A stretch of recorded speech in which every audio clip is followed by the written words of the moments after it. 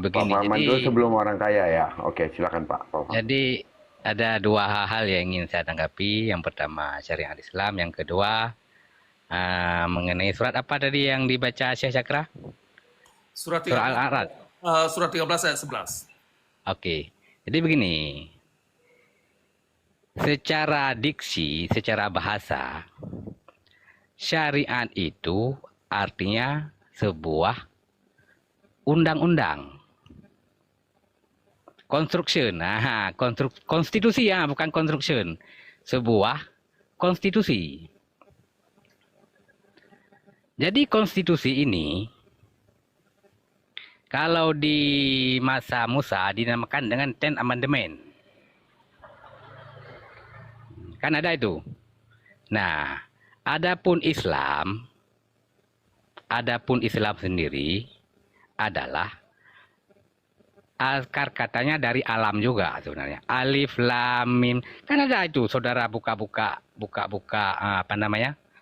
Apa itu buku yang sering dibaca-baca itu? Itu kalimat pertama itu alif lam mim, alam. Cuma ada penambahan satu lagi, sin.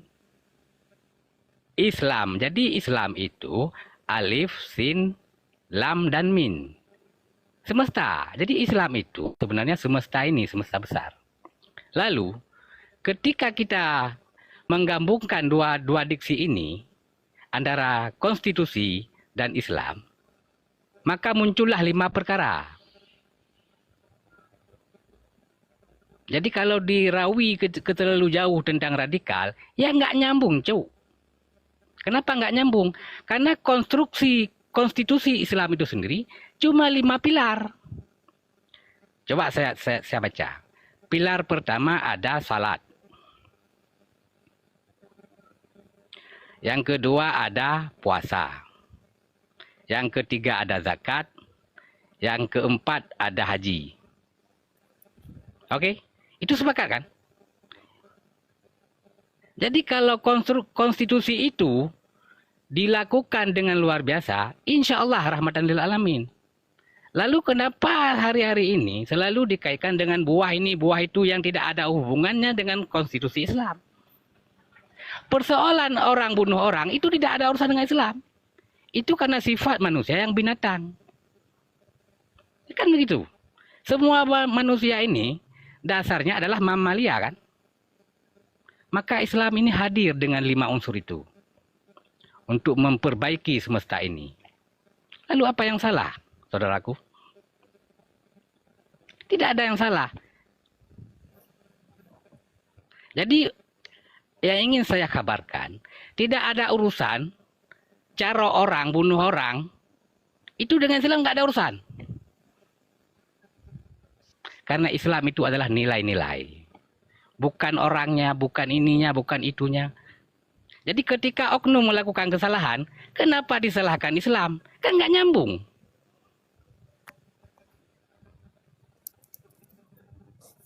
Jadi kembali ke kosakata yang ingin diperbaiki dulu. Syariat adalah aturan atau konstitusi. Dia cuma 5 perkara, nggak lebih. Nah, itu saja dulu. Kalau mau bahas tentang pilar-pilar itu ya silakan.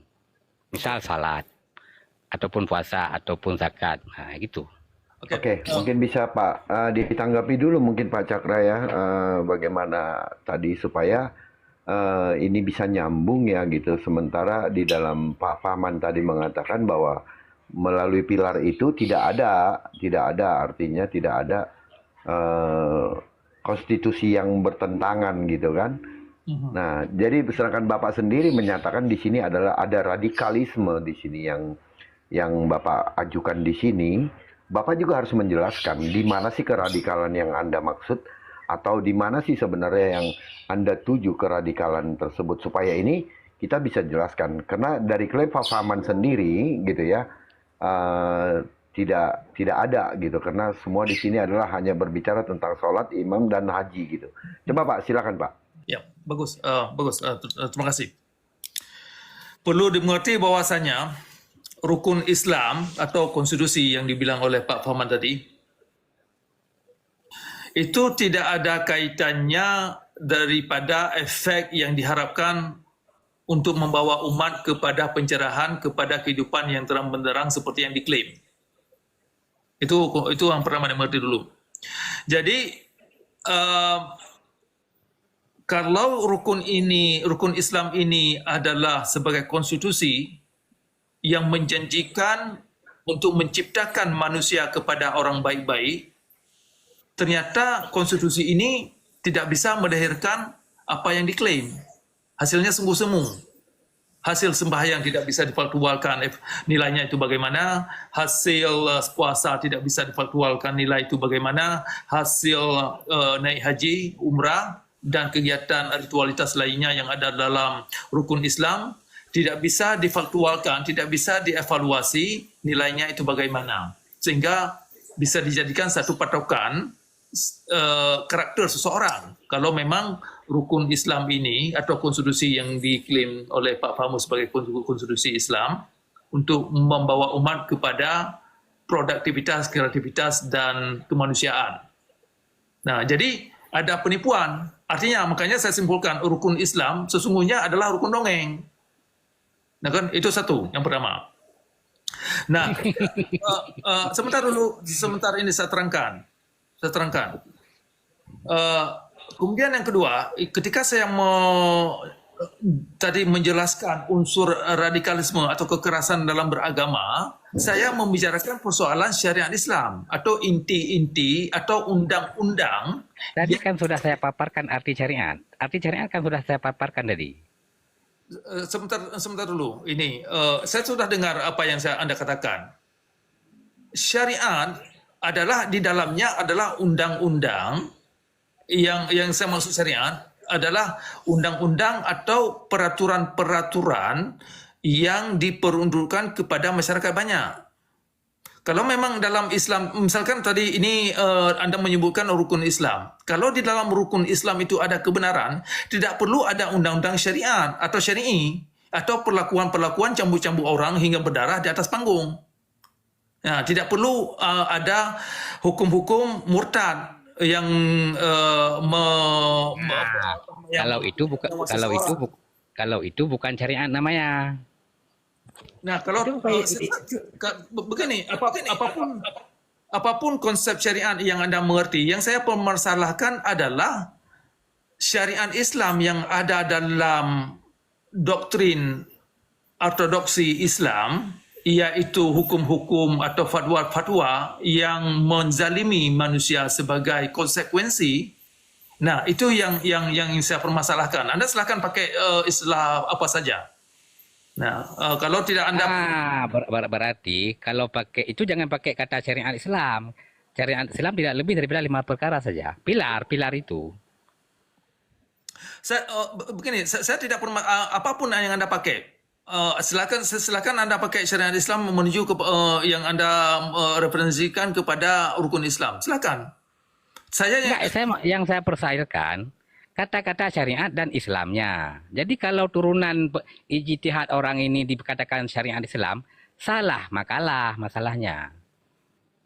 Ngerti orang ini? Begini, saya ingin menunjukkan satu tumpuk, ya kan? Satu tumpuk doktrin yang ada dalam Islam, dalam ajaran hukum fikih. Nah, boleh, mantap. Untuk Anda mengerti dalam hukum-hukum yang ada dalam hukum fikih, nah, yang sering disebut syariat Islam seperti yang ada di Aceh, itu kan dipakai syariat Islam sehingga masyarakat yang di bawah ini bisa mengerti apa itu syariat Islam. Makanya saya pakai konsep atau nama istilah syariat Islam karena ini memang sudah menjadi slogan atau kata-kata yang sudah dipakai oleh Pemda. Jangan karena keenakan dianggap benar, itu nggak boleh. Jangan karena kita keenakan ngomong syariat Islam begini, lalu keenakan dan didengar orang, lalu betullah ya saya patahkan. Yang namanya syar'i itu tetap konstitusi. Ya, sebentar. Ya. Persoalannya sekarang Anda ingin melabelkan sebuah substansi yang bermasalah seperti yang saya terangkan tadi. Saya tidak akan menghabiskan waktu untuk melebalkan sesuatu yang lain kalau label yang Anda suguhkan tidak menjawab kondisi yang ada di lapangan. Nah, kan, saya lebih cenderung mengargumenkan kalau kita bisa mengenal substansi, apapun istilah yang kita pakai, silakan. Nah, persoalannya sekarang, tadi sudah saya katakan bahwasanya kewajiban ritualitas yang ada dalam rukun Islam tidak membawa manusia kepada orang baik-baik, tidak membawa manusia kepada pencerahan, tidak membawa manusia kepada kehidupan yang terang benderang seperti yang Oke. diharapkan. Jadi hipotesa itu lapangannya di mana dicek itu?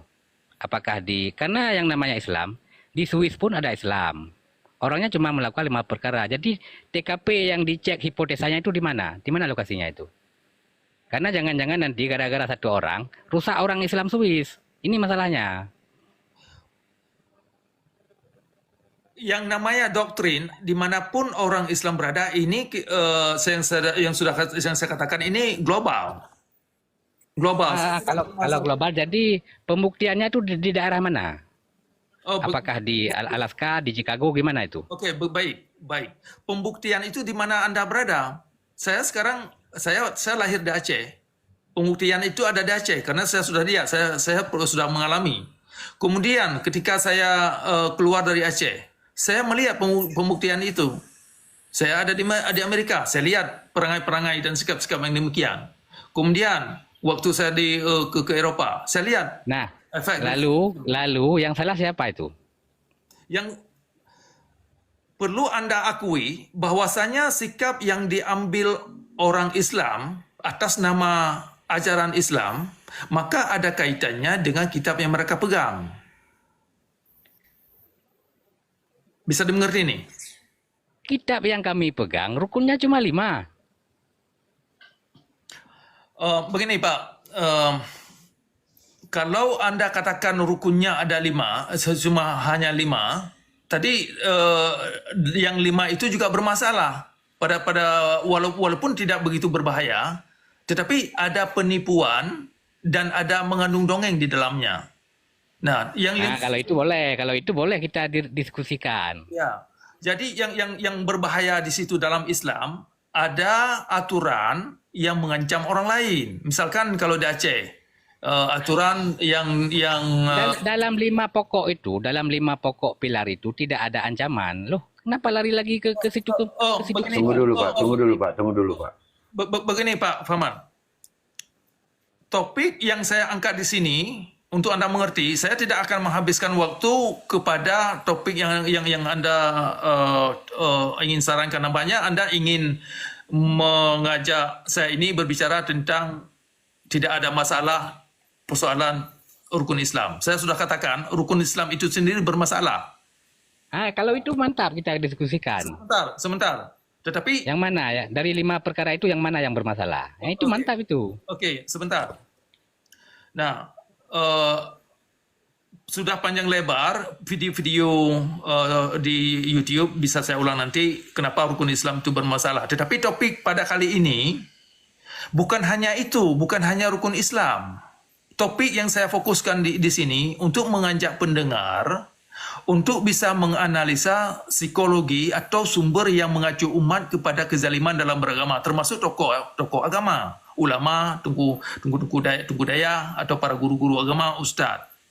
Nah, kalau kita ingin jujur menemukan usul asal sebab akibat yang membuat mereka ganas, beringas dalam beragama, itu ada kaitannya dengan ajaran atau doktrin yang mereka pegang. Tidak ada, saudaraku. Nah, begini. Begini, sebelum Anda sanggah, silakan pelajari kitab fikih, silakan pelajari kitab hadis Al-Bukhari dan Sahih Muslim dan para perawi-rawinya. Silakan baca para pendapat mazhab persoalan syariat. Silakan baca dulu itu. Jangan Anda, karena mereka-mereka yang di bawah ini juga mahasiswa. Ada mereka juga bisa membaca sendiri, dan malah di sini ada masyarakat yang di luar agama Islam juga bisa mempelajari. Nah, jadi kalau Anda sanggah demikian, ini membuat apa namanya, tidak jujur dalam apa namanya,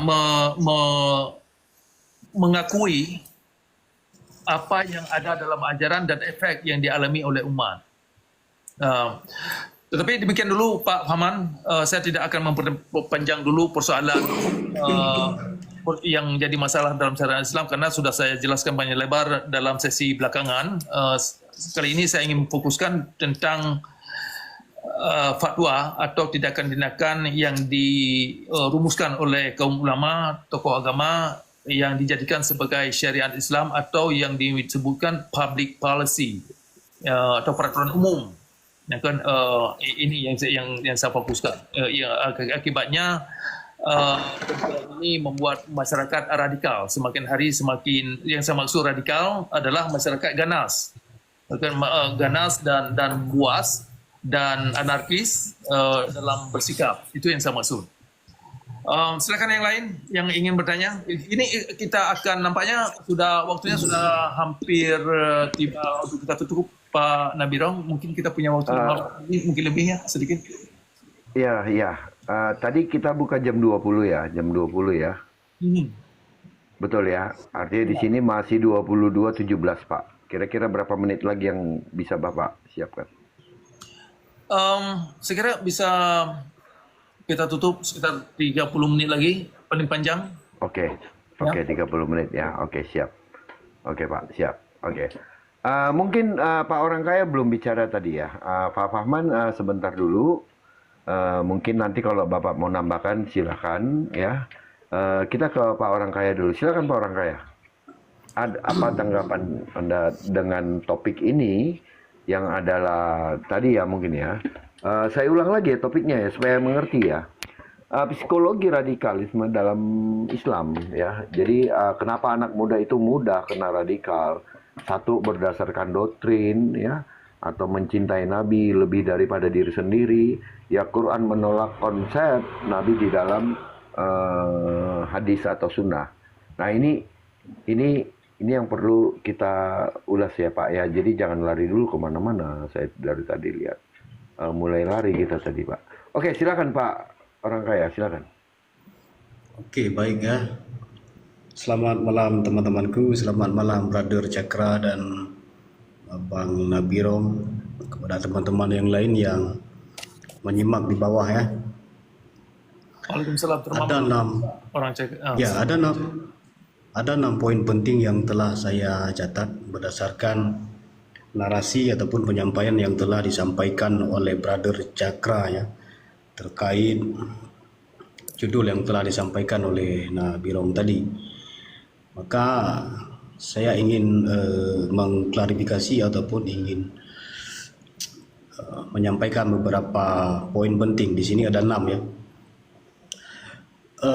Bismillahirrahmanirrahim. Yang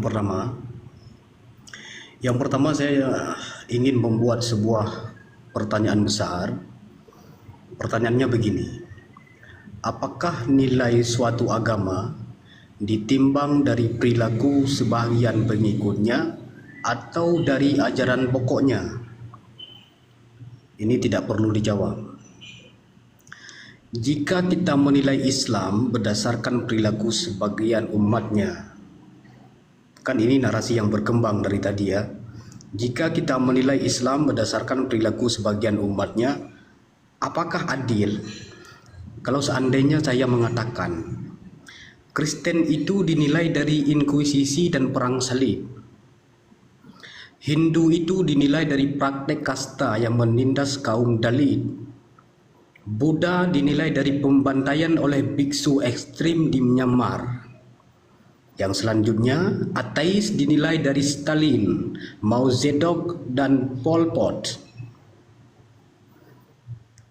Jadi apakah Brother Cakra mau agama dinilai dari ajarannya atau dari segelintir pengikut yang menyimpang? Kalau kemudian di-framing bahwa pengikut Islam membuktikan bahwa ajarannya, perilaku pengikut Islam sama dengan Islam itu sendiri. Maka tidak kalah jauh dengan kasus-kasus yang telah saya sampaikan di atas, seperti Kristen, seperti Hindu, seperti Buddha, bahkan ateis sekalipun. Itu poin yang pertama. Kemudian poin yang kedua, saya buat lagi pertanyaan. Islam bukan mitos atau dongeng, Brother Cakra.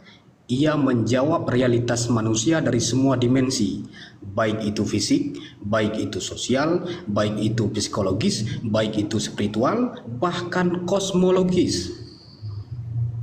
Jika Brother Cakar menyatakan bahwa rukun Islam itu adalah dongeng, dengarkan saya jelaskan. Yang pertama, syahadat. Syahadat itu apa sih? Syahadat itu menegaskan identitas, orientasi hidup, dan sumber otoritas moral. Ini inti segala sistem kepercayaan, Bro Cakra. Siapa aku dan siapa yang harus kuikuti. Kemudian yang kedua, salat. Salat itu disiplin harian, brother. Maknanya apa? Pengendalian diri, struktur waktu, bandingkan dengan mediasi atau yoga misalnya. Tapi salat di Islam ada objek transendennya, bukan sekedar relaksasi. Itu yang harus diingat. Kemudian puasa. Puasa, Brother Cakra, studi neuroscience modern mengakui bahwa efek sangat luar biasa pada puasa.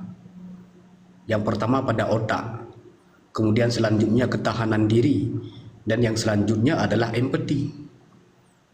Kemudian yang keempat, zakat. Ini model distribusi kekayaan berbasis kesadaran ilahiyah. Bukan hanya pajak. Bahkan pajak hari ini yang dilakukan oleh pemerintah kita itu adalah kajian ataupun adopsi yang diambil dari ajaran Islam. Kemudian yang selanjutnya, ya karena Bro Cakra kan berbicara kan faktualitas.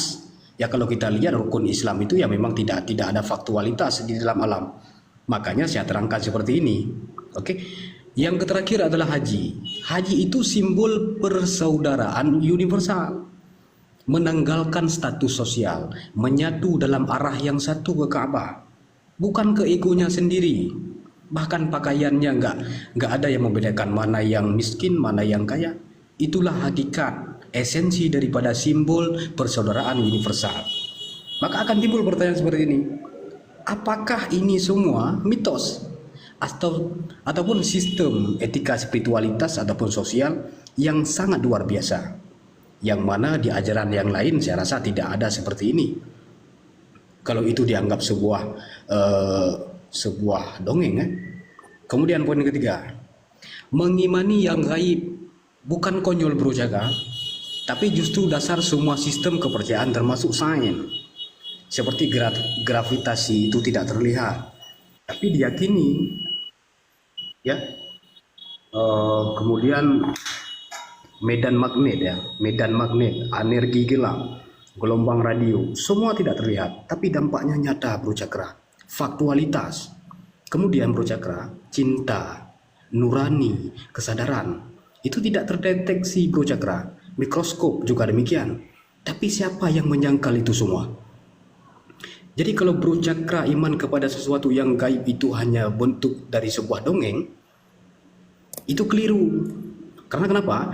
Iman kepada yang gaib adalah bentuk kejujuran intelektual bahwa realitas lebih luas dari sekedar yang terjangkau indera.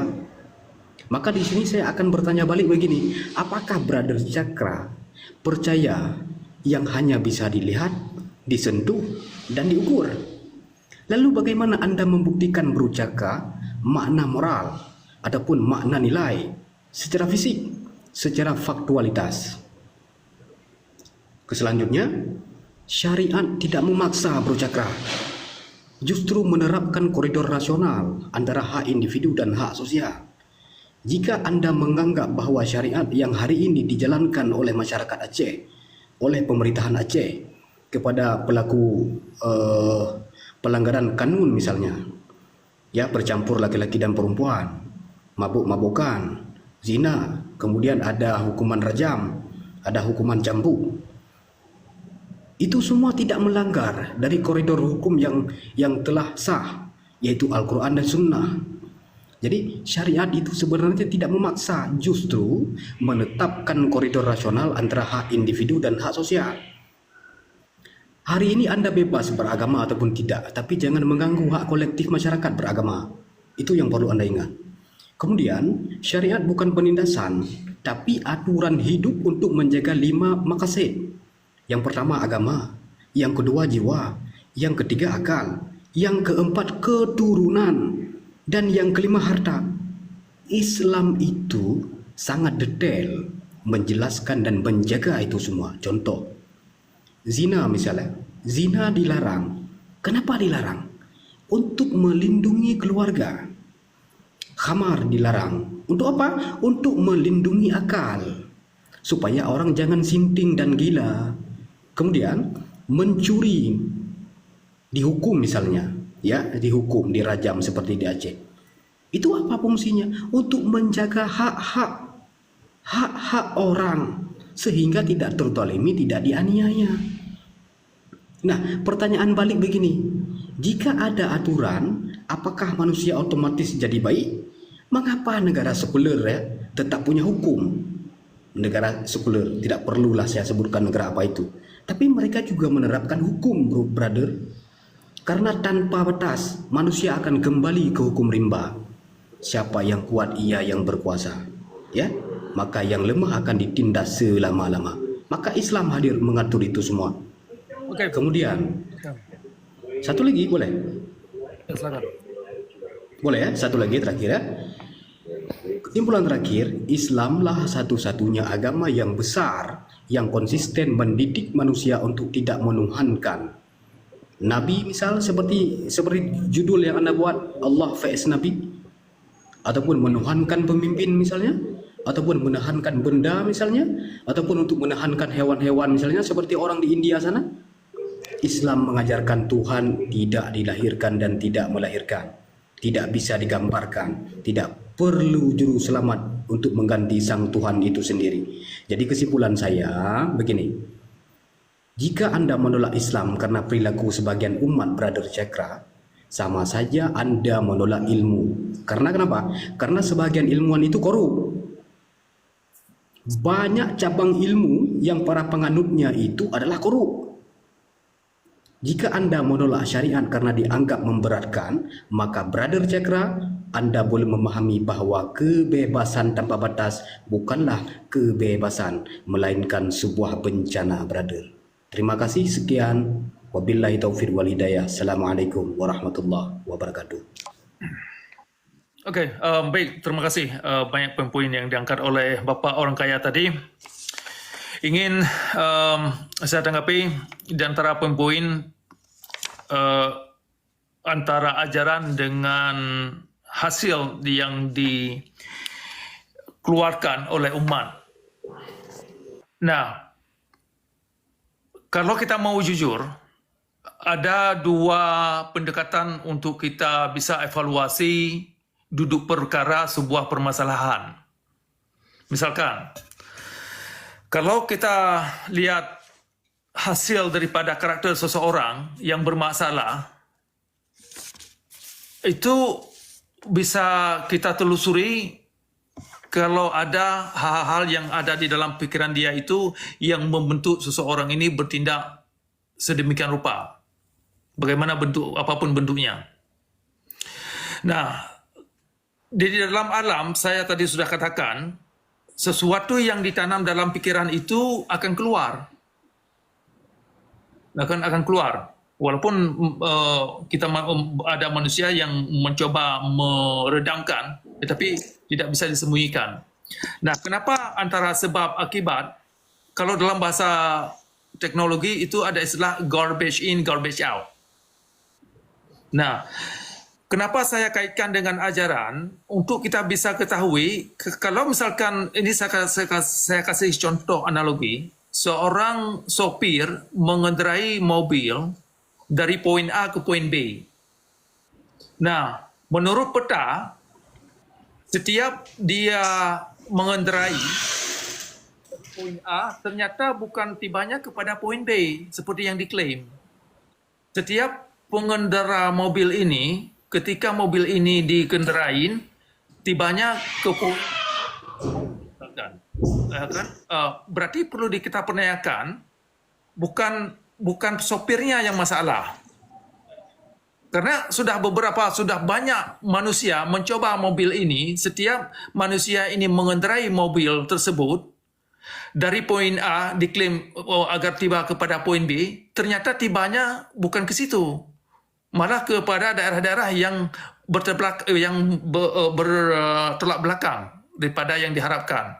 Misalkan poin B dikatakan kota Aswatun Hasanah, kepada kota yang indah, kepada kota yang rahmatan lil alamin, kepada kota yang begitu sejahtera. Ya, ternyata dalam kenyataan setiap pengemudi-mobil ini membawa mereka kepada kota-kota zalim, kondisi-kondisi yang tidak manusiawi dalam beragama, perangai-perangai masyarakat yang sungguh ngeri, seram. Nah, timbul pertanyaan. Sebentar, Bro Cakra. Sebentar begini. Sebentar. Begini sebentar. Sebentar Bro Cakra, enggak lama kok, enggak lama, 15 detik ya.